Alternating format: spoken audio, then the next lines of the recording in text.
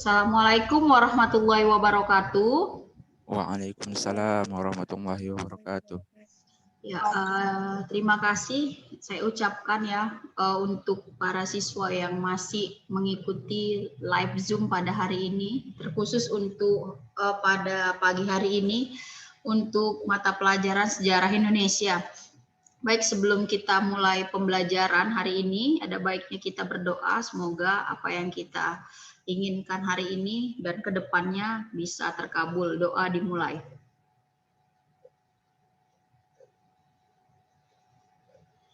Doa selesai. Hari ini materi kita itu masih menyambung pada materi minggu-minggu yang lalu, masih berkaitan tentang Jepang ya. Kalau minggu-minggu yang lalu kita membahas tentang organisasi-organisasi bentukan Jepang, kemudian kita kemudian berlanjut kepada antara kekejaman dan penderitaan. Nah, kita ini untuk minggu ini kita akan membahas materi baru yaitu perang melawan sang tirani. Jadi bagaimana bangsa Indonesia itu akhirnya merasa nggak tahan dengan penderitaan, dengan kekejaman yang diberlakukan untuk masyarakat Indonesia, lalu melakukan perlawanan-perlawanan di berbagai daerah. Baik, langsung saja ya saya akan mengirimkan PPT saya. Nah, ya, jadi ini materi kita sekarang ya, perang melawan tirani. Jadi seperti yang kita ketahui bersama bahwasanya pendudukan Jepang di Indonesia walaupun hanya berkisar 3,5 tahun saja, tetapi banyak sekali dampak-dampak keburukan-keburukan ya yang menimpa bagi bangsa Indonesia, bukan saja di bidang ekonomi tetapi di bidang budaya, kemudian politik dan sosial. Jadi banyak sekali keburukan-keburukan yang kita terima. Jadi tindakan-tindakan Jepang yang sewenang-wenang, kemudian banyak dari rakyat yang nggak bersalah itu ditangkap karena melakukan apa? Melakukan kritikan-kritikan, ditahan, dipaksa, disiksa. Jadi disiksa itu memang secara keji sekali, secara seperti binatang ya, penyiksaan yang dilakukan oleh bangsa Jepang. Jadi banyak juga gadis-gadis dan perempuan-perempuan yang usianya di atas 13 tahun ke atas itu yang ditipu oleh Jepang. Jadi tipuannya itu mereka mengiming-imingkan para gadis-gadis Indonesia itu untuk dipekerjakan atau untuk disekolahkan, baik itu dipekerjakan sebagai perawat, kemudian disekolahkan, malah nanti ya mereka ditipu dengan apa? Mereka tidak disekolahkan atau tidak dijadikan perawat, tetapi dijadikan budak seks atau pemuas nafsu dari para tentara-tentara Jepang. Nah, ini yang terjadi. Jadi memang kondisi psikis dari wanita-wanita atau perempuan-perempuan yang ada di Indonesia pada masa pendudukan Jepang itu luar biasa menderitanya. Jadi zaman dulu itu para orang tua yang mempunyai para gadis-gadis itu mereka sebisa mungkin menyembunyikan anak gadisnya. Jadi anak gadisnya itu sama sekali ya nggak boleh keluar rumah, itu disimpan, benar-benar disimpan seperti harta yang sangat berharga pada pendudukan Jepang. Karena apa? Karena memang bagi sebagian masyarakat yang udah tahu bahwasanya para gadis-gadis yang ditipu ingin dipekerjakan atau ingin disekolahkan ternyata nggak disekolahkan gitu kan. Nah, mereka menyimpan anaknya baik-baik di rumah, jadi nggak boleh keluar, nggak boleh apa. Karena apa? Ketika keluar nampak Jepang itu langsung ditangkap, langsung diambil, langsung diculik. Nah, seperti itulah yang akhirnya ya kejadian yang saya ceritakan tadi itu menambah penderitaan dari rakyat Indonesia. Lalu timbul kebencian, ya kan? Kemudian karena timbul kebencian, lalu timbullah perlawanan-perlawanan. Baik, saya akan menjelaskan ya. Jadi bentuk perlawanan-perlawanan kita di berbagai daerah ini hanya contoh-contohnya saja. Jadi yang bisa kita garis bawahi dalam indikator pembelajaran kita yang akan kita capai pada hari ini adalah menganalisis ya berbagai perang ya kan ataupun perlawanan yang dilakukan oleh masyarakat Indonesia melawan sang tirani Jepang. Jadi menganalisis kita apa saja perang di mana saja ya daerah-daerah yang melakukan perlawanan melawan bangsa Jepang ini. Baik, langsung saja yang pertama kita mulai saja dari wilayah barat Indonesia ya. Kita mulai dari Aceh. Nah, Aceh ini melakukan perlawanan-perlawanan kepada Jepang itu mereka bukan tanpa alasan. Alasan mereka itu kuat karena kita ketahui bersama bahwasanya sewaktu pendudukan Belanda saja, sewaktu Belanda melakukan penjajahan di Aceh, itu Aceh itu memang benar-benar menolak dia.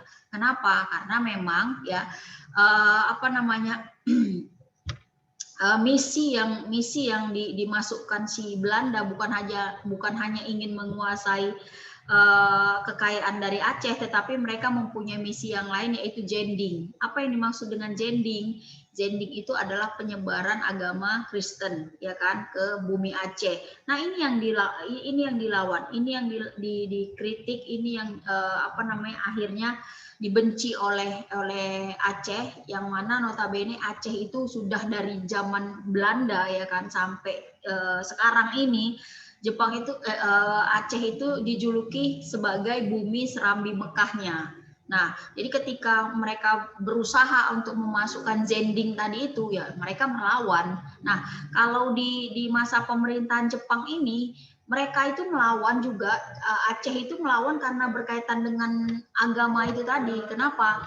Ya, Jepang itu kita ketahui bahwasannya itu mereka menyembah dewa matahari, ya kan, menyembah dewa matahari. Nah, jadi si Jepang ini juga menginstruksikan, menyuruh kepada masyarakat Aceh itu untuk melakukan sekere.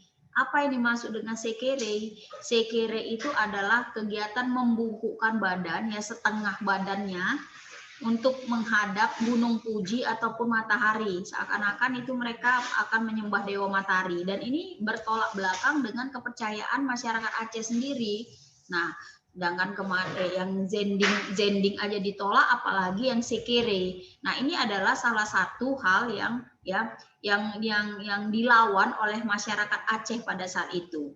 Jadi sekere tadi, kemudian kejadian-kejadian ataupun pengerahan dari Romusa, ya kan, Romusa itu. Nah, seperti yang saya katakan bahwasanya pekerja-pekerja dari Romusa, misalnya rakyat Aceh itu diambil pemuda-pemudanya, kemudian dijadikan Romusa kemana? Bukan di Aceh, tetapi nanti ya kan bisa dikirim ke Birma ataupun Burma, kemudian dikirim ke Jawa, seperti itu dia. Makanya kalau kalian lihat ya, berbagai macam dari suku bangsa di Indonesia itu terjadi persebaran bagaimana? Di Sumatera itu banyak sekali orang Jawa, ya kan. Kemudian di Sumatera juga ada bangsa Aceh, ada suku Aceh, ya kan. Kemudian di Jakarta, di Kalimantan ada juga suku Aceh, yang kalau kita berpikir gitu kan, mereka itu bukan datang hanya pada masa sekarang ini aja, pada masa pada tahun Orde Baru atau Orde Lama, enggak, tetapi jauh sebelum itu mereka itu sudah sempat dibuang oleh siapa? Oleh Jepang, ya. Jadi makanya banyak persebaran dari suku-suku bangsa yang ada di Indonesia, tidak pada suku bangsanya. Nah, seperti itu dia. Jadi perlawanan yang terjadi itu yang pertama kali adalah perlawanan dari Chot Pileng ya, di Chot Pileng. Jadi ini dipimpin oleh Abdul Jalil. Nah, Abdul Jalil ini adalah seorang ulama muda ya, sekaligus guru mengaji seperti yang saya katakan tadi. Ini dia sangat memberontak sekali karena apa? Karena Jepang itu dianggap itu bukan, Abdul Jalil ini dianggap Jepang itu menolak itu ajakan sekere tadi. Makanya dianggaplah si Abdul Jalil ini si Abdul ini membuat tindakan-tindakan yang membahayakan Jepang. Karena apa? Karena si Abdul Jalil ini dia bisa mengerahkan massa. Nah, bisa mengerahkan massa, kemudian dia bisa membentuk massa membenci Jepang pada saat itu. Karena apa? Karena mengajarkan ajaran-ajaran sekere tadi. Nah, jadi banyaklah orang-orang yang apa namanya yang meninggal gara-gara perlawanan-perlawanan yang dilakukan oleh apa namanya Abdul Jalil ini. Jadi rakyat juga ya ketika banyak meninggal, kemudian mereka nggak putus asa juga dengan apa? Mereka tetap melawan, ya kan? Bahkan pada awal-awalnya si apa nama Jepang ini mampu dipukul mundur oleh masyarakat Jepang pada saat itu, walaupun nanti ya akhirnya perlawanan di Aceh, tapi ini dalam tanda kutip bukan Aceh secara keseluruhan ya, tetapi Aceh bagian-bagian tertentu, misalnya di bagian misalnya di daerah Bandanya atau di daerah Kota Caninya. Seperti kita ketahui Aceh itu kan luas juga ya. Jadi ada di satu wilayah Aceh itu yang apa namanya bernama Blang Ara itu nanti akan mampu dikuasai oleh Jepang pada akhirnya. Nah, jadi perlawanan di Aceh ini pertama sekali itu mampu untuk ditangani oleh orang-orang Jepang pada saat itu. Jadi secara keseluruhan nanti wilayah Aceh itu tidak semuanya bisa dikuasai Jepang karena memang ya Jepang itu tidak apa namanya tidak lama dia menjajah Indonesia, hanya 3,5 tahun saja. Tetapi ini sudah membuat ya apa perlawanan oleh Abdul Jalil ini menjadi perlawanan yang sangat kuat juga dan membuat si Jepang itu berpikir ulang lagi lah untuk apa berperang melawan Aceh. Dia harus mempunyai bala tentara yang sangat kuat sekali. Oke, kemudian perlawanan yang kedua adalah perlawanan di Singaparna, Jawa Barat. Nah, ini juga perlawanan-perlawanan ya yang rakyat itu sangat membenci dominasi asing, terutama Jepang, ya kan. Mereka ini menganggap bahwasanya perilaku dan kebijakan-kebijakan oleh Jepang itu nggak sesuai dengan syariat Islam, sama seperti yang tadi. Kalau Aceh aja berpikiran gitu, apalagi daerah-daerah yang lain yang memang pada saat Jepang masuk itu dominasi kekuatan Islam di Indonesia itu udah sangat kuat sekali ya. Jadi sebelum masuknya Jepang saja ya, masuknya Belanda, dominasi kekuatan Islam itu udah kuat di Indonesia gitu. Apalagi ketika si Jepang ini masuk, artinya mayoritas penduduk Indonesia pada saat itu sudah memeluk agama Islam. Nah, jadi ketika si Jepang itu ingin ingin memperkenalkan, kemudian ingin menyerukan supaya mengikuti kebudayaan dan agama tadi Seikere tadi itu bakalan ditolak oleh masyarakat Indonesia.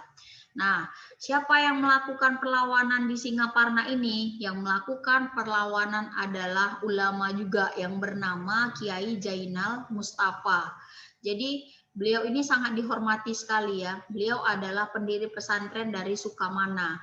Nah, jadi Kiai Zainal Mustafa ini nanti akan diam-diam dia akan membentuk pasukan tempur ya. Nama pasukan tempurnya itu adalah pasukan tempur Sukamana yang sebagian dari pengikut-pengikutnya atau tentaranya ini adalah santri-santri dari pesantren Sukamana. Jadi di pesantren ini juga nanti akan diajari bagaimana ilmu-ilmu militer. Nah, ini sebenarnya ya dibuat untuk apa? Untuk menghalau kekuatan Jepang pada saat itu, karena yang tadinya organisasi Islam itu diperbolehkan pada masa Jepang, kemudian lambat laun Jepang itu udah memutarbalikkan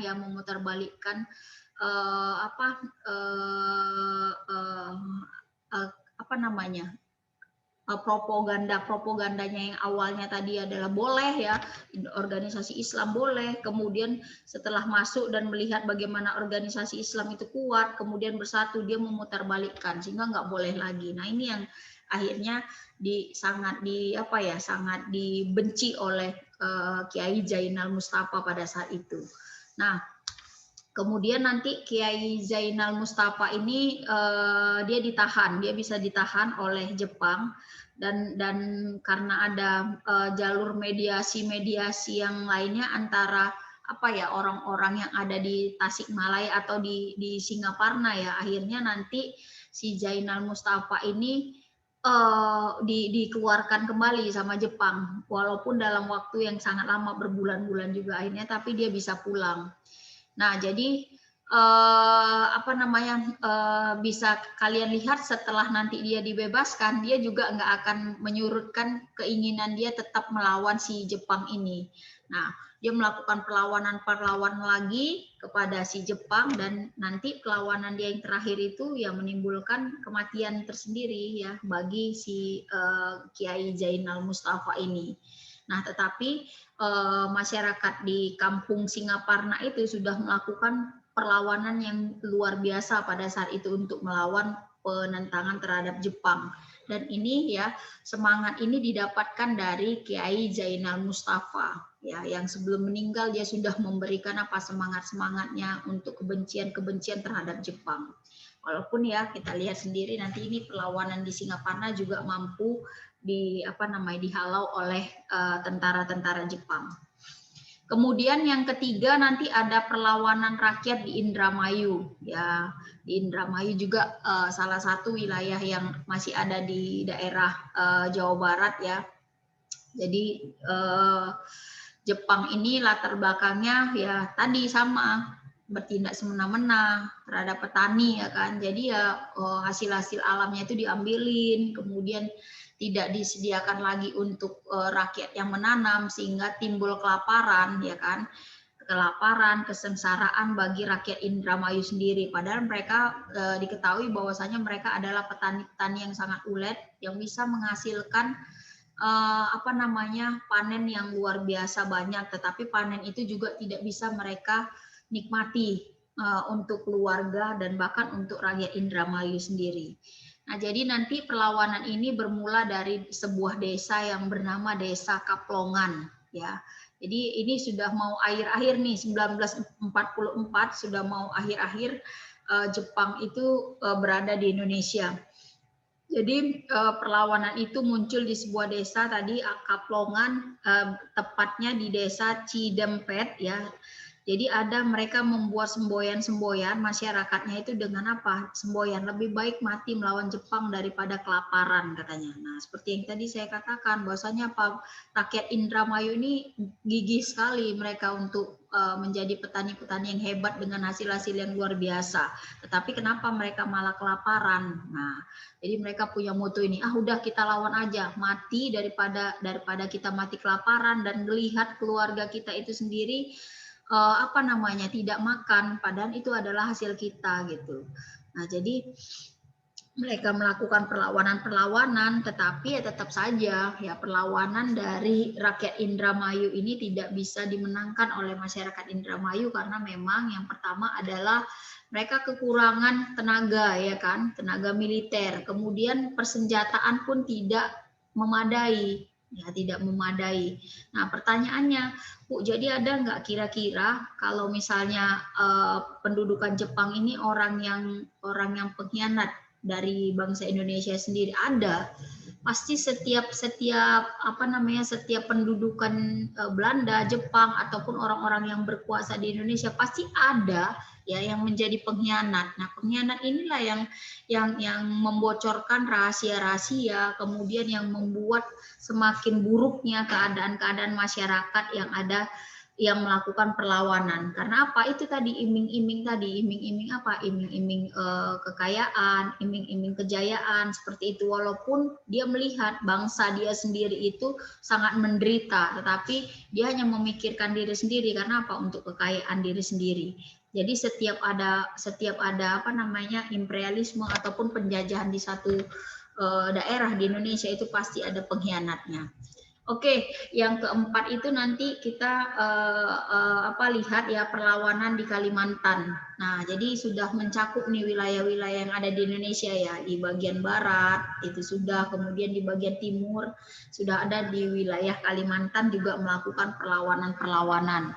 Nah, karena apa mereka melakukan perlawanan? Ya sama, karena adanya penindasan, ya kan. Kemudian karena adanya hidup yang sangat sengsara sekali pada masa Jepang, itu yang mengakibatkan banyaknya perlawanan-perlawanan yang ada di Kalimantan. Nah, jadi pimpinan dari penyerangan yang ada di Kalimantan, perlawanan yang ada di Kalimantan itu adalah langsung dipimpin oleh kepala suku Dayak sendiri, namanya Pangsuma. Jadi Pangsuma ini nanti akan melancarkan ya bersama pengikutnya perlawanan-perlawanan dengan taktik perang gerilya. Nah, mereka itu perang yang secara sembunyi-sembunyi yang mampu membuat kekuatan Jepang itu kocar-kacir juga pada saat itu. Nah, tapi seperti yang saya katakan tadi, nah kita itu kalah terhadap jumlah personil, jumlah militer. Jadi nanti dengan pasukan-pasukan Jepang yang banyak, kemudian perlengkapan mereka yang lengkap itu membuat perlawanan di Kalimantan ini juga akhirnya bisa nanti dimenangkan oleh Jepang. Oke, berikutnya adalah nih perlawanan di Irian. Wah, ternyata sampai Irian ya kan juga melakukan perlawanan terhadap Jepang. Jadi nanti rakyat Papua nanti ya, rakyat Papua itu juga merasakan penderitaan yang sama. Tapi tetap aja sama sih, semua wilayah yang ada di Indonesia yang dijajah oleh Jepang itu semua mendapatkan perlakuan yang sama karena tadi mereka menerapkan ekonomi perang tadi ya berarti sama semuanya. Nah, jadi masyarakat Papua ini melakukan perlawanan terhadap Jepang. Jadi ada sebuah gerakan di Papua itu dengan sebutan gerakan Koreri namanya. Ya, berpusat nanti di Biak di bawah pimpinan dari Jenderal L. Korem. Jadi ini mereka melakukan perlawanan dengan menggunakan taktik perang gerilya juga karena wilayahnya kan memang wilayah-wilayah perbukitan sama seperti Kalimantan tadi. Jadi memang cocok perang yang digunakan adalah perang gerilya. Nah, jadi hampir sama juga tadi ya perang di Kalimantan atau perlawanan di Kalimantan, perang di Irian juga atau perlawanan di Irian juga membuat tentara Jepang itu kewalahan. Karena apa? Memang mereka itu melihat ya kegigihan dari bangsa Indonesia, khususnya bangsa orang-orang di Papua, kemudian orang-orang di Kalimantan itu mereka itu mempunyai semangat yang sangat tinggi dan keberanian-keberanian yang luar biasa. Ya, jadi sehingga mereka itu kewalahan lah menghadapi perlawanan-perlawanan yang ada di daerah-daerah di Indonesia. Tapi seperti yang saya katakan tadi, jadi perlawanan ini juga nanti bisa dipadamkan oleh si Jepang. Nah, jadi yang terakhir nanti ada perlawanan di Blitar, ya di Blitar ini masih di daerah Jawa, jadi masih sama sih seperti perlawanan-perlawanan yang ada di daerah-daerah yang lain. Kalian bisa lihat ya, jadi sebabnya itu karena penderitaan rakyat, kemudian adanya penindasan-penindasan ini yang membuat nanti seluruh masyarakat Indonesia perangnya itu mereka sendiri-sendiri nggak kompaan gitu. Jadi kalau kompaan kan seluruh masyarakat Indonesia gitu kan, tapi karena memang ya sebelum merdeka itu kita memang tidak bersatu, masih per wilayah melakukan penyerangan-penyerangan, maka itu bisa sangat gampang sekali dikalahkan oleh Jepang.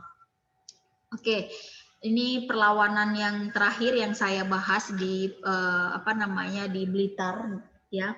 Jadi sebelum Indonesia itu bisa menang melawan Jepang itu ketika Jepang itu kekuatannya mulai melemah. Melemah kapan? Melemah ketika Hiroshima dan Nagasaki itu dibom ya. Jadi itu pun nanti Jepang menyerah tanpa syarat juga kepada sekutu dan juga menyerah kepada Indonesia juga pada saat itu dan menyerahkan wilayah ataupun kekuasaannya kembali ke tangan Indonesia walaupun itu nggak sah.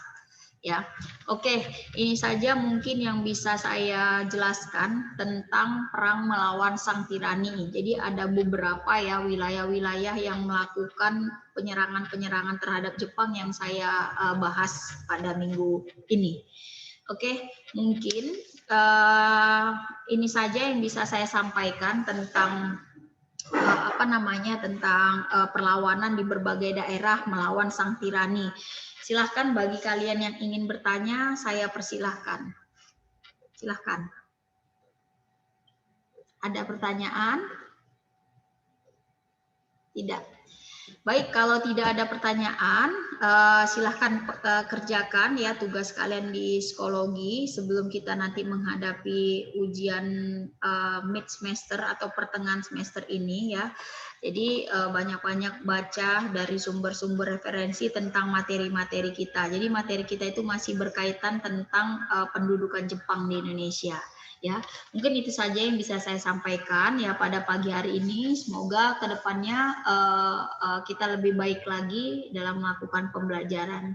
Sekian dari saya. Assalamualaikum warahmatullahi wabarakatuh. Waalaikumsalam warahmatullahi wabarakatuh, Ma'am.